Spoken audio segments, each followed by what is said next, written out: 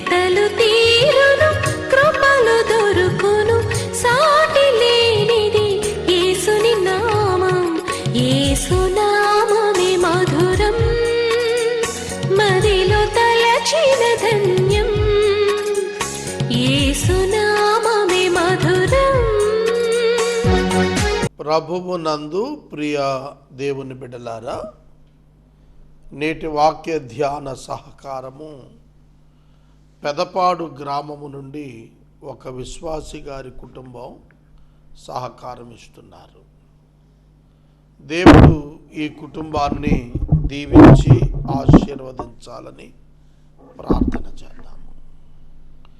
మీ కుటుంబ పక్షంగా కూడా ఒక ఎపిసోడ్ సహకారం అందించండి. ప్రార్థన. మమ్ములను మిక్కిలిగా ప్రేమిస్తున్న మా ప్రియ పరలోకపు తండ్రి, మీ పరిశుద్ధ ఘననామమునకు వందనములు, స్తోత్రములు. నేటి వాక్య ధ్యానమునకు సహకారం ఇచ్చిన పెదపాడు గ్రామ నివాసిత విశ్వాస కుటుంబాన్ని దీవించండి. వారు మీ యందు ఎదుగునట్లు, మీ కృపలో వర్ధిల్లునట్లు చేయుము అని వేడుచున్నాము. వారి ప్రతి అవసరత మీ మహిమలో తీర్చండి. మా ప్రేక్షకులు రక్షించబడాలనే ఆకాంక్షతో మేము చేస్తున్న ఈ సువార్తీకరణ వాక్యోపదేశం ఫలింపు అనుగ్రహం దయచేయండి. యేసు నామమున ప్రార్థిస్తున్నాము తండ్రి, ఆమెన్. ప్రియమైన దేవుని బిడ్డలారా, కొరింథీ 2వ పత్రిక పరిశుద్ధుడైన పౌలు గారు రాశారు. మనం 10-11 అధ్యాయాలు వరుసగా ధ్యానించాము. కొన్ని విషయాలు చెబుతానని మీకు ముందే చెప్పాను. 11వ అధ్యాయములో పౌలు మొదటి వచనంలో కొంచెం అవివేకంగా నేను మాట్లాడుతున్నాను, నన్ను సహించండి అని కోరుకున్నాడు. పౌలు ఏమిటి అవివేకంగా మాట్లాడటం ఏమిటి, సంఘం అతన్ని సహించడం ఏంటి? ఇది ఒక మాటలో చెప్పాలంటే బుద్ధి చెప్పుటలో ఒక ప్రత్యేక పద్ధతి. అంటే దాన్ని ఒక వెటకార పరిభాష, అంటే పాజిటివ్గా చెప్పకుండా నెగిటివ్ నుంచి పాజిటివ్ని ఎక్స్ప్లెయిన్ చేయటం. కనుక పౌలు అవివేకి కాడు. ఆ వింటున్న కొరింథీ శ్రోతలు, సంఘస్థులు వాస్తవానికి అవివేకంలో ఉన్నారు. వారి అవివేకం బట్టబయలయ్యేటట్లు, వారు మార్పు నొందేటట్లు తన వివేక ప్రదర్శనను పౌలు అవివేకం పేరిట చేశాడు. 11వ అధ్యాయంలో ఇది స్పష్టంగా కనిపిస్తుంది. ఎందుకంటే పౌలును ఇతర అబద్ధ బోధకులతో పోల్చుకొని తృణీకరించింది కొరింథీ సంఘం,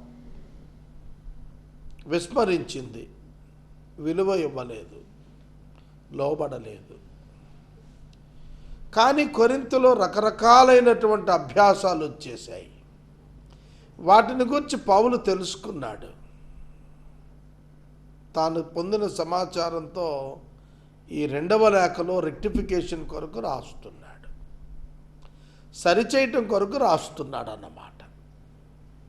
ఆ నేపథ్యంలో అబద్ధ బోధకులు ఎక్కడి నుండి వచ్చారు, వారి బోధకు తన బోధకు వ్యత్యాసం ఏమిటి, తాను వారికంటే ఏ విధంగా శ్రేష్ఠుడు, ఈ విశేషాలన్నీ కూడా పౌలు ఈ అధ్యాయంలో చెబుతూ తన అంతఃకరణం వారి పట్ల ఏ విధంగా ఉంది, స్పష్టంగా, తేటగా, మర్యాదగా, ప్రేమపూర్వకంగా ఉందో తెలియచేశాడు. ఆ నేపథ్యంలో కొన్ని మాటలు మనం గమనించాల్సినవి ఏమిటంటే 4వ వచనంలో అంటాడు 11వ అధ్యాయం, ఏలయనగా వచ్చిన వాడెవడైనను, there was another evangelist and so-called evangelist who had not come through the Sanhedrin or Paul or from Paul also. పౌలు యొద్ద నుండి పంపబడుట గాని సన్హెద్రిను నుండి పంపబడిన వాడు గాని కాకుండా తన స్వయంగా తాను ఎవడైతే మీ యొద్దకు వచ్చాడో వచ్చిన వాడు మీకు మరొక యేసును ప్రకటించిన ఎడల, మరి యొక్క సువార్తను ప్రకటించిన ఎడల, మరి యొక్క ఆత్మను పొందిన వాడుగా వచ్చి ప్రకటించిన ఎడల, మరొక యేసు, మరొక ఆత్మ, మరొక సువార్త,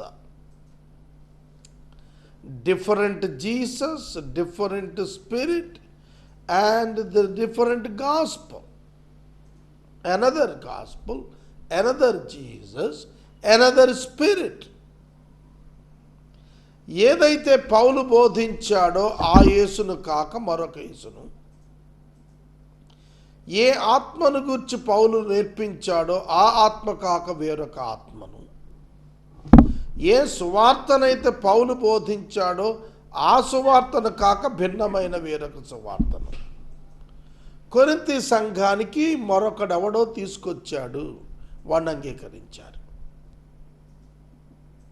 వాడిని వీళ్ళు అంగీకరించారు. ఎందుకంటే వారు మాటతనములో నేర్పరు. ఇక నేను కొన్ని విషయాలు చెప్తాను, జాగ్రత్తగా వినండి. యేసుక్రీస్తు ప్రభువు వలన ద్వారా మాత్రమే పరలోక రాజ్య ప్రాప్తి, అది బైబిల్ చెప్పేది. ఇతర మత గ్రంథాలు లేదా ఇతర మత విశ్వాసాలు వీటిని బైబిల్ పరిగణలోనికి తీసుకోదు. బైబిల్ గ్రంథం దానిలో ఉన్నటువంటి అంతర్ విశ్వాసం, బోధ ఒకే నిజ రక్షకుడైన యేసును గురించి మాట్లాడుతుంది. అది ఎవరికి నచ్చుతుంది? యూదులకే నచ్చలేదు, అంగీకరించలేదు. అప్పటి నుండి ఇప్పటి వరకు కూడా దేవుని ప్రజలు అని పేరు పెట్టి పిలవబడిన చారిత్రాత్మక యూదా యేసుక్రీస్తును తృణీకరించి తిరస్కరించి సిలువ వేశారు. కాబట్టి యేసును యేసుగా అంగీకరించలేకపోయింది యూదా దేశం, యూదా మతం. మరొక యేసును ప్రవేశపెడుతున్నాడు. అంటే మరొక యేసు అన్నప్పుడు వారు the way of salvation, a different way of salvation, వేరొక మార్గమున రక్షణ, వేరొక మార్గమున దేవుని చేరుట అనే ఒక సిద్ధాంత ప్రకటన ఇతరులు చేశారు. అదే కదా కాంట్రాడిక్టరీ. ఇవాళ మనం సోషల్ మీడియాలో విస్తృతమైనటువంటి మతపరమైన విమర్శలు క్రైస్తవ్యం పైన చూస్తూనే ఉన్నాము.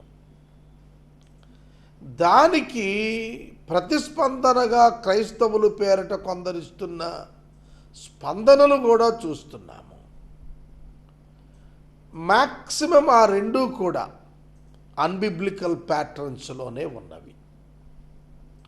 వేరొక ఆత్మ, వేరొక యేసు, వేరొక సువార్త. సో బైబిల్ గ్రంథం యొక్క విశిష్టత ఏమిటంటే చాలా జాగ్రత్తగా వినాలి, చాలా జాగ్రత్తగా వినాలి.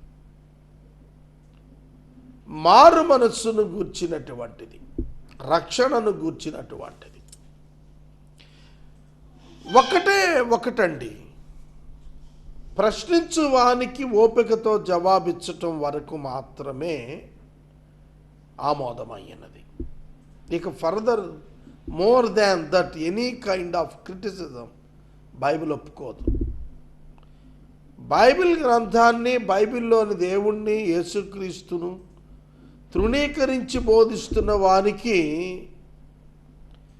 బైబిల్ నుండి సందేశం చెప్పగలగటం అది గొప్ప ఒక వరం, ఒక విద్య. దాన్ని అన్బిబ్లికల్ మెథడ్లో ఎక్స్పోజ్ చేయటం బైబిల్ పరిధిలోకి రాదు. ఇవాళ అదే చూస్తున్నాం మనం. ఇవాళ మతంలోనే వ్యక్తుల మధ్య, అదే మతానికి చెందిన వ్యక్తుల మధ్య ఆ మతాలను గుర్చిన సారాల విషయంలో, గ్రంథాలలోని మాటల విషయంలో వస్తున్నటువంటి వ్యతిరేక్తతలు క్రైస్తవ్యంపై ప్రభావాన్ని చూపుతున్నాయి. కనుక మనం అంచె దినాల్లో ఉన్నామంటానికి ఇదొక సూచన. అయితే బైబిల్ యొక్క సత్య సువార్త ఇది విధంగా ఇది అని చెప్పటానికి గాను ఒక ప్రమాణపూర్వకమైనటువంటి కౌన్సిల్ ప్రపంచంలో ఎక్కడ లేదు. ఈ బోధ మాత్రమే ఖచ్చితత్వము, దీనినే బోధించవలెను, మరి ఒకటి కాదు అని చెప్పేటువంటి, శాసించి చెప్పగలిగే ఒక నాయకత్వం లేదు. అది వ్యక్తిగతంగా తీసుకొని చేయాల్సి వస్తుంది. అక్కడే సమస్య రైజ్ అవుతోంది. వేరొక క్రీస్తు, వేరొక సువార్త, వేరొక ఆత్మ. కనుక బైబిల్ గ్రంథం యొక్క వచనాన్ని వక్రీకరిస్తున్నారు అనేది తెలుసుకోవటానికి బైబిల్ గ్రంథం యొక్క చారిత్రాత్మక సంబంధితమైన అంశాలు ఎరిగిన వాడై ఉండాలి. Dispensation of the law, dispensation of the grace, ఈ రెండింటికి ఉన్న వ్యత్యాసం తెలియకపోతే బైబిల్ని ఒకే కోణంలో చూస్తాం. ఓల్డ్ టెస్టమెంట్, న్యూ టెస్టమెంట్కి ఉన్న డిఫరెన్సియేషన్ స్పష్టంగా బైబిల్ యొక్క పద్ధతులు అర్థం చేసుకోకపోతే అపార్థమే సంభవిస్తుంది. కనుక బైబిల్ అత్యధికంగా విమర్శకు గురవటానికి కారణం దానిలో ఉన్నటువంటి కాలపరమైన విభజనలు అర్థం కాక, అది వ్రాయబడినటువంటి ఉద్దేశము అర్థం కాక. ఆ విధంగానే పౌలు గారు మాట్లాడుతూ చెబుతున్నది ఏమిటంటే, మాటలయందు నేను నేర్పులేని వాడను అయినను జ్ఞానమందు నేర్పులేని వాడను కాను. కావున మీ నిమిత్తము మేము అందరి మధ్య ప్రతి సంగతిలోనూ దేవుడు మాకిచ్చిన అట్టి జ్ఞానమును ప్రదర్శించాము, కనపరిచామన్నాడు. మాట నేర్పు ఒకటి, రెండు జ్ఞానమందు నేర్పు. రెండు విషయాలు చెప్పాడు. Even if I am unskilled in speaking, I am not unskilled in knowledge.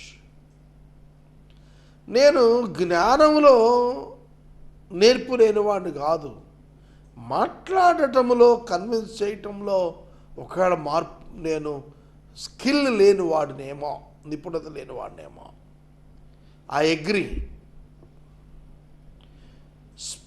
Spoken language లేదా స్పోకెన్ స్కిల్స్లో ఫెయిల్యూర్ ఉండొచ్చేమో కానీ సబ్జెక్ట్ విషయంలో, నాలెడ్జ్ విషయంలో ఆ వైఫల్యం నాకు లేదని ప్రకటించుకున్నాడు పౌలు.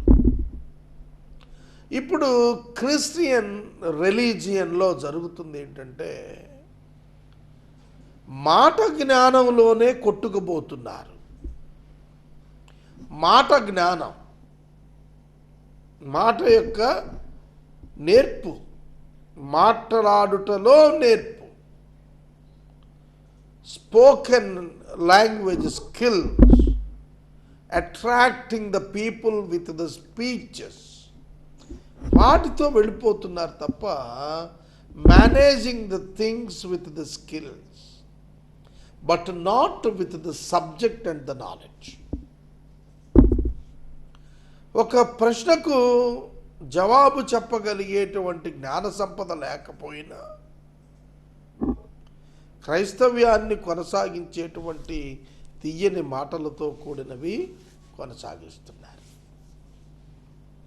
వాటిలోనే ప్రధానంగా ఇప్పుడు ప్రాస్పరిటీ గాస్పల్ అమల్లోకి వచ్చింది. బైబిల్ యొక్క థీమ్, బైబిల్ యొక్క ఉద్దేశము ఉన్నదానిని వక్రీకరించి అత్యధిక శాతం క్రైస్తవ బోధకులు విస్తృత ప్రచారం కల్పించింది unbiblical methodology of presentation of the gospel. లోకములో మీకు శ్రమ కలుగును, లోకము నన్ను ద్వేషించినది మిమ్మలను ద్వేషించును అని ప్రభువు శిష్యులకు చెప్పారు. శిష్యులు, ప్రభువా మేము సమస్తము విడిచిపెట్టి మిమ్మలను వెంబడించాము అని వాళ్ళు ప్రకటించారు. ఇతడును అబ్రహాము కుమారుడే అన్నప్పుడు జక్కయ్య పేదవాడుగా కనపడ్డాడు. కానీ ఇవాళ అది లేదు, ఆ టీచింగ్ లేదు. క్రైస్తవుడుగా అవటానికి నువ్వు ఇష్టపడితే సమృద్ధిలోకి నడుస్తావనే ఒక భావనను ప్రజలలో బోధకులు కల్పిస్తున్నారు.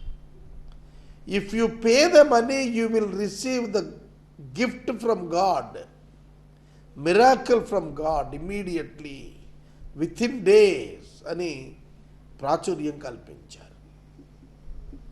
అక్కడే క్రైస్తవం యొక్క ప్రతిభ, వాస్తవికత కనుమరుగయ్యింది.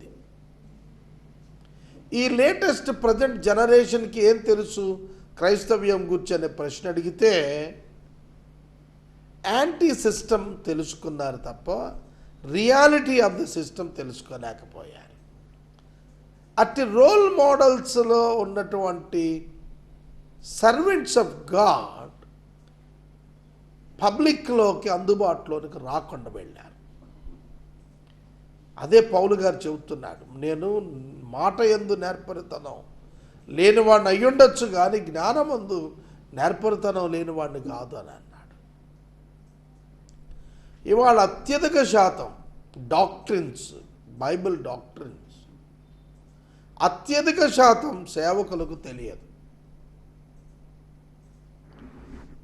Bible manners, Bible wisdom, Bible clarification, Bible explanation,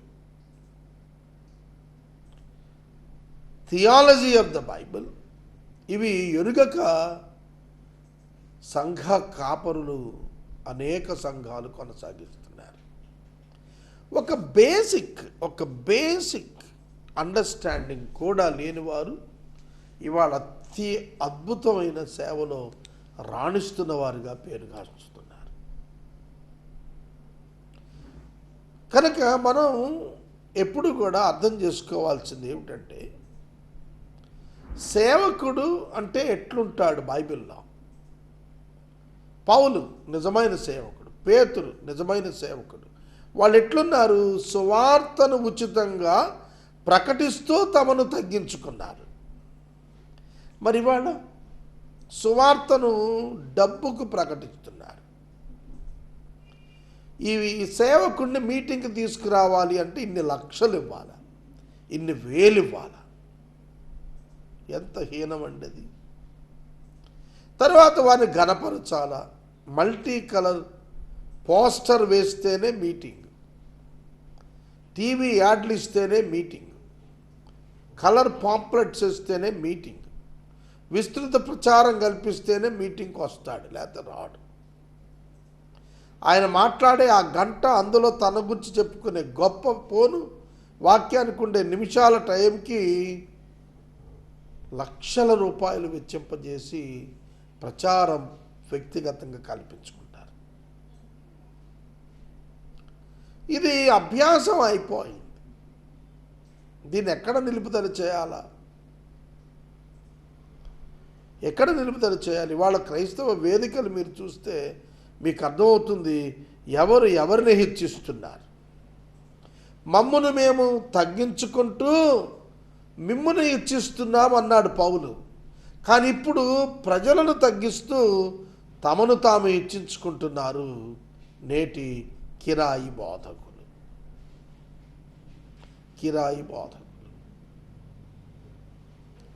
బోధించుట వలన సంపాదించుకుంటున్న వ్యక్తులు ఎక్కువ అయిపోయారు. ఇది ఒక 20 years నుంచి 25 years నుంచి విస్తృతంగా వ్యాపించి ఇండియన్ క్రిస్టియన్ సొసైటీని కలుషితం చేసింది. క్రీస్తు సత్యము నా యందు ఉన్నది అని అన్నాడు. నాకు అక్కర కలిగి ఉండగా నేనెవరి మీద భారం మోపలేదు అన్నాడు. It is true. సేవకుడు, నిజ సేవకుడు తన అక్కరలను విశ్వాసుల మీద మోపడం, ప్రభువుపైనే ఆధారపడతాడు. అది నాలో లోపమా? మిమ్మల్ని ప్రేమించాను నేను, అది దేవునికి తెలుసు. కనుక మనుషులు ఏం కోరుకుంటున్నారు ఇవాళ? ఇటువంటి సేవకులు వారికి అవసరం లేదు. అతిశయ కారణము వెతుకువారు ఏ విషయాల్లో అతిశయిస్తున్నారో ఆ విషయాల్లో వారు కూడా మాలానే ఉన్నారని కనబడి నిమిత్తము వారికి కారణము దొరకకుండా కొట్టివేయడానికి నేను చేయించిన ప్రకారమే ముందుకు నువ్వు చేస్తాను. చూడండి, పౌలు అతని వల్ల కాదది, అతడు చేయలేకపోయినాడు కూడాను. వారి వలె తానెందుకుంటాడు? ఉండడు. అలా నేను చేస్తాను అని అంటే, అతిశయ కారణం వెతుకు వారు ఏ విషయాలు అతిశయిస్తున్నారో వారు మాలానే ఉన్నారు. Nothing difference between the servants of God, all are same. ఒక మాటలో చెప్పాలంటే కొరింథీ మొదటి పత్రికలో 1వ అధ్యాయంలో పౌలు చెప్పినట్టుగా పిలుపును గురించి మాట్లాడేటప్పటికీ లోకంలో దేవుడు వాడుకునే సేవకుడు ఏ విధమైనటువంటి స్థితిగతి కలిగిన వాడో దేవుని పిలుపును గురించి కొరింథీ సంఘానికి పౌలు రాశాడు. అల్పులను ఏర్పరచుకున్నాడు, నీచులను ఏర్పరచుకున్నాడు, పామరులను ఏర్పరచుకున్నాడని రాశాడు. కనుక అట్టివారైన వారికి అతిశయ కారణం ఎక్కడి నుండి వచ్చింది? కనుక అతిశయ కారణము ఉండరాదు. మినిస్ట్రీలో అతిశయించటానికి వీలు లేదు. పౌలు గారు చెప్పింది ఏంటంటే, అతిశయపడుటకు ఆధారము కలిగి ఉన్నప్పటికీ తాను అతిశయించకపోవటం అవివేకమా అని అడుగుతున్నాడు. అతిశయించుటకు అన్ని రకాలైనటువంటి అధికారం కలిగిన వాడు, ఆధారాలు ఉన్నవాడు అతిశయించటం లేదు. ఏమీ లేనివాడు ఎగిరిపడుతున్నాడు. సహోదరుడా, సహోదరి, ఇవాళ ఆనాటి కొరింథీ సంఘపు పరిస్థితులే ఈ దినాను కూడా కనబడుతున్నాయి. పౌలు తాను పొందిన శ్రమలను గురించి మాట్లాడాడు. అటువంటి శ్రమలు ఎవరు కలిగి ఉన్నారు? ఎవరు పొందుతున్నారు? ఎంత ప్రేమ అతనిలో లేకపోతే, సువార్త పట్ల, దేవుని పట్ల ఎంత ప్రేమ కలిగిన వాడు కాకపోతే అన్ని శ్రమలు సువార్త కోసం అనుభవిస్తాడు. నేను జీవించుట నాకు మేలు కాదు కానీ మీ మేలు కొరకు నేను జీవిస్తున్నాను, దాని కొరకు ప్రభువు నన్ను భూమి మీద ఉంచాడని చెప్పుకున్నాడు పౌలు గారు. కనుక attitude of the servant of God ఎట్లుంటుందంటే, తన జీవితము ఇతరుల మేలు కొరకే కానీ తనకైతే ప్రభువుతో ఉండటం క్షేమము, ఆనందము. తానున్నటువంటిది సమాజంలోని సంఘం కొరకే అనే ఒక ఉన్నతమైనటువంటి భావన పౌలు గారిలో మనం చూస్తాం. సంఘములో ఎవడైనా బలహీనుడు కనబడినప్పుడు ఆ పౌలు గారు తన హృదయంలో మంట కలుగుతోంది. మళ్ళా అతడు ఆ ఈక్వల్ స్టేటస్కి వచ్చే వరకు కూడా అతన్ని పైకి తెచ్చే వరకు నా హృదయంలో మానన వేదన కనబడుతోంది అన్నాడు. కనుక అవివేకంతో ప్రారంభించి మాట్లాడి తాను అవివేకిని కాదు, సంపూర్ణమైనటువంటి వివేకిని మరియు సంపూర్ణ జ్ఞాన సంపద కలిగిన వాడను, సంపూర్ణముగా వాక్యం ప్రకారం జీవిస్తున్నవాడను, సంపూర్ణముగా దేవుని ప్రేమిస్తున్నవాడను అని బహిరంగ సాక్ష్యాన్ని కొరింథీ సంఘానికి 11వ అధ్యాయం ద్వారా తెలియజేశాడు. అదే విషయం 12వ అధ్యాయంలో కంటిన్యూ చేస్తూనే తాను ఒక గొప్ప అతిశయాన్ని పొంది అతిశయింపను అని అంటాడు. ఎందుకంటే తనకు సంభవించిన వాటినే మాట్లాడుతూ ఈ అధ్యాయంలో తాను ఎంత ఆధిక్యతను పొందాడో స్పష్టంగా రాశాడు. అది రేపు నేను చెబుతాను. నేటి వాక్య ఉపదేశానికి సహకారం ఇచ్చినటువంటి పెదపాడు గ్రామ నివాసిత విశ్వాస కుటుంబానికి కృతజ్ఞతలు, ప్రార్థన. మమ్మల్ని మిక్కిలిగా ప్రేమిస్తున్న మా తండ్రి వందనాలు. నేటి వాక్య ఉపదేశమునకు సహకారమునిచ్చిన పెదపాడు గ్రామ విశ్వాస కుటుంబం దీవించండి. అనేకుల ముందుకొచ్చి సహకారం ఇచ్చుటకు కృపనివ్వండి. యేసుక్రీస్తును కాక వేరొక రక్షణ మార్గమును, వేరొక పరిశుద్ధాత్మ పేరిట కాక వేరొక ఆత్మను, సువార్త క్రీస్తు ఒక్కడే మార్గమని కాక వేరొక మార్గమును సువార్తగా భిన్నముగా బోధించున్న వారిని జ్ఞాపకం చేసుకుని అట్టి వారిని ప్రజలను తప్పించు. యేసు నామమును వేడుచున్నాము తండ్రి, ఆమేన్. తండ్రి అయిన దేవుని ప్రేమ, కుమారుడైన యేసయ్య కృప, పరిశుద్ధాత్మ దేవుని యొక్క అన్యోన్య సహవాసము సదాకాలం మనందరికీ తోడై ఉండును గాక. ఆమేన్.